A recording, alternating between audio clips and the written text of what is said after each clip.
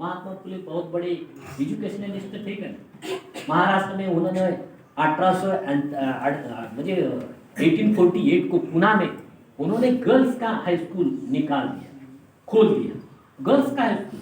उस जमाने में रेवरेंड मरे मिचेल नाम का एक क्रिश्चियन मिशनरी कुटुंब था, रेवरेंड मरे मिचेल नाम का। उस रेवरेंड मरे मिचेल के इस मिशनरी सिस्टम में सावित्रीबाई फुले ने और उनके साथ रहने वाली फातिमा बेग नाम की एक मुस्लिम लेडीज थी, उन्होंने वो ट्रेनिंग ले लिया, शिक्षिका का कोर्स उन्होंने कर दिया। और जब उन्होंने जो गर्ल्स का स्कूल स्टार्ट कर दिया तो समाज की ऐसी सोच थी उस जमाने में, अगर बच्ची स्कूल में गई और वो पढ़ाने के लिए प्रयास करेगी तो वो क्या हो जाएगी, उसका डेथ जल्दी हो जाएगा, अगर उसकी शादी हो गई तो वो विधवा बन जाएगी, ऐसी सोच थी उनके। क्या बोलते वो खाने का जो ताट है उसमें कुछ तो ऐसा ये बन जाएगा और उससे वो मर जाएगी, ऐसी सोच, इतनी ऐसी क्या बोलते बहुत ही क्या इलिटरेसी थी समाज में, ऐसे ऐसे क्या साइंटिफिक तरीके से लॉजिकल तरीके से सोचने की साइकोलॉजी ही समाज में डेवलप नहीं हो गई थी। उस जमाने में सावित्रीबाई फुले, फातिमा बेग, महात्मा फुले, उन्होंने सबको एजुकेशन मिलना चाहिए।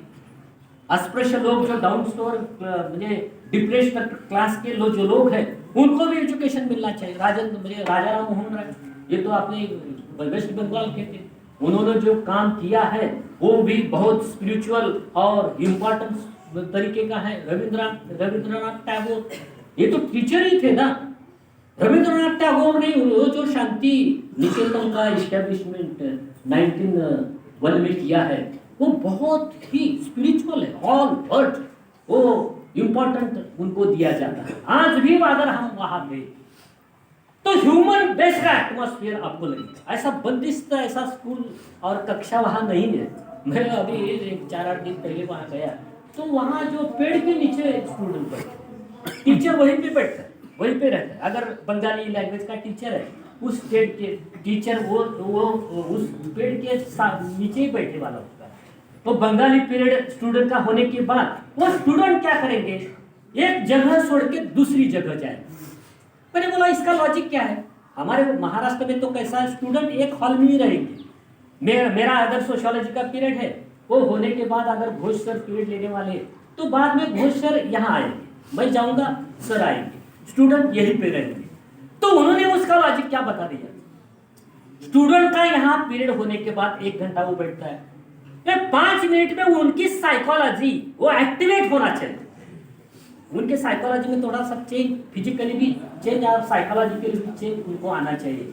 ये जगह छोड़ के दूसरी जगह अगर वो गए तो फ्रेशली वो मुझे अडॉप्ट करने के लिए और सीखने के लिए उनकी जो सोच है साइकोलॉजी अधिक फ्रेश हो जाती है। इसलिए ऐसी स्थिति और माहौल यहाँ शांति निकेतन में। शांति निकेतन में नेचर, ह्यूमैनिटी और सोसाइटी, ये तीनों का संगम हमें दिखाई देता है। एक सोशल सेंस वहां है, वहां का जो शांति निकेतन को ऐसा लगता है कि अपने आजू बाजू का जो परिसर है, परिसर में देहात में रहने वाले लोग हैं, 5-50 गांव के लोग होने दो, 100-200 लोग गांव के लोग होने दो, उन सभी को हम कैसा सोशल एजुकेशन देंगे, सोशल अवेयरनेस उनमें कैसा बढ़ाएंगे, उसके बारे में भी वो एजुकेशनल इंस्टीट्यूट सोचती है। वैसे उनका अप्रोच सोसाइटल है, उनका अप्रोच ह्यूमन बेस्ड है और उनका अप्रोच नेचर बेस्ड है। नेचर को डिस्टर्ब नहीं करेगा, इसलिए वहाँ एटमॉस्फेयर में जितने जो बड़े बड़े पेड़ है, एक तो मैंने पेड़ देख लिया 100-150 सालों के पेड़ वहाँ, तो इतना ऐसा ये एटमॉस्फेयर वहाँ क्यों क्रिएट हो गया। एक अच्छा टीचर मेरे रविंद्रनाथ टैगोर जी ने जो लीडरशिप उसकी दिया है, उस लीडरशिप से, उस अप्रोच से, उस ऑब्जेक्टिव से, आधार से वो इंस्टीट्यूट आज भी रन किया जाता है, मुझे रन होती है।